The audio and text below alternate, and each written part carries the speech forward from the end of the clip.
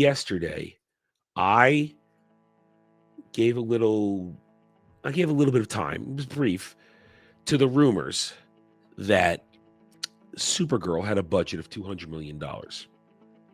I said it's probably higher than that. I said I don't believe it. Well, before the day was over, after we had done our show, James Gunn came out and said, "Oh, this isn't the budget, not even close." Yeah, I believe it's much higher than that. Point is this: so Supergirl budget gets pseudo announced. James Gunn debunks it, but we don't believe James Gunn because James Gunn is a liar. But in the wake of it, the protection has begun.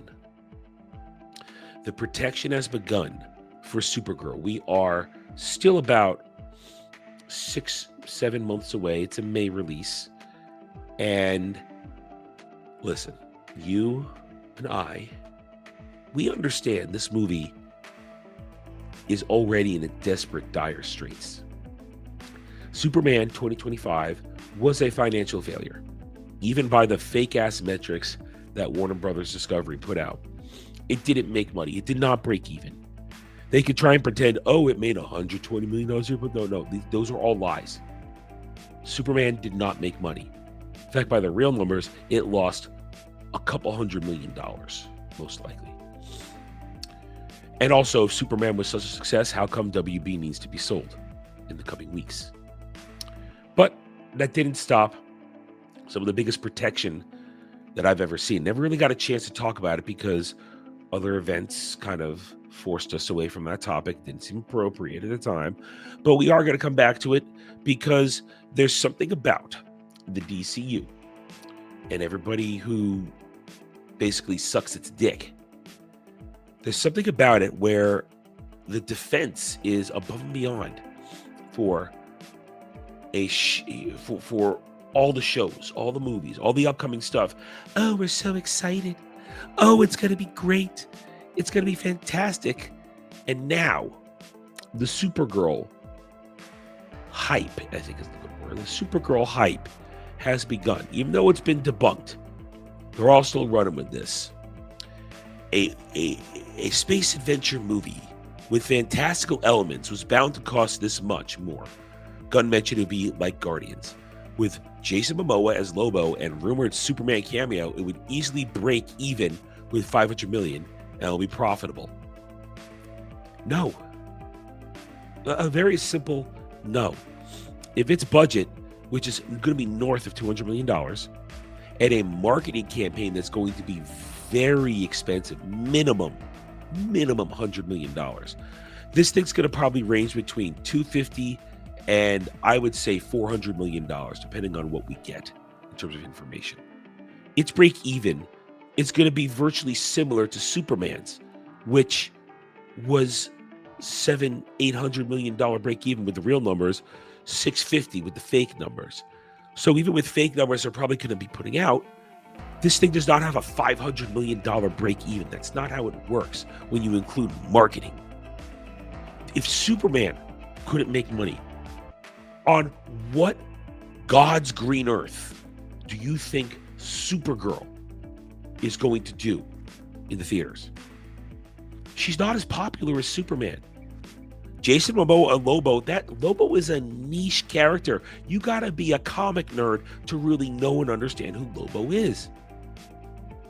This is not set up to be some sort of normie nip draw. It's going to do poorly. I've said it before. I'll say it again. 350 to 450 is its ceiling. Because I do not, if the world was not interested in the first Superman, why are they going to be interested in Supergirl, especially based off a shit comic run? It's just not going to garner any sort of great attention or desire.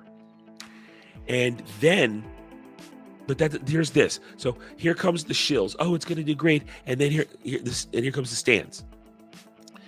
Just because you live in Burbank doesn't mean you know anything. This is replying to somebody who said they haven't heard good things. I've heard multiple people in SAG that say Supergirl is amazing. Sit down. I'm sure we're getting, we need to know from Screen Actors Guild people that it's good. I'm sure that's going to be a legitimate source. I'm sure that's not being influenced at all. And then here, I genuinely cannot wait for Supergirl. It's going to be huge, way bigger than people think. No, it's going to fail. It will not make money. It will lose more money. For whoever owns Warner Brothers, come May, it will lose money. And it will lead to what I believe is the eventual dismantling of the DCU. I mean, we'll talk more about this weekend on Roundtable, but the DCU is not doing well. It hasn't made profit. And if it was successful, Warner Brothers wouldn't be for sale. I keep saying that, but it's a point that needs to be hammered. I need to keep hammering that one home because that's the truth. Either way, this is only going to get worse. This is the beginning, and there are many posts like this. These are only the ones I flagged getting ready for today's discussion. A lot of people are now, here comes the defense of Supergirl and how great it's going to be. It's going to be very similar to how they defended Superman. A lot of excuses, a lot of fake, let's just say propaganda-esque storylines are going to be pushed about this. And they're happily going to run with whatever James Gunn tells them because they like the feel of James Gunn's dick in their mouth. Supergirl's going to suck. But we'll be there. We'll review it. Just like Lanterns. We're going to rip it apart. Because, listen, they had their chance with Superman 2025 to earn my trust. And they failed. Thanks for watching, everyone. If you enjoyed the video, hit that like button, subscribe to the channel. Check out my gaming channel at Renaissance Nerd Arcade and follow me on X Twitter under @TheRedNerd. Thanks again for watching. Take it easy.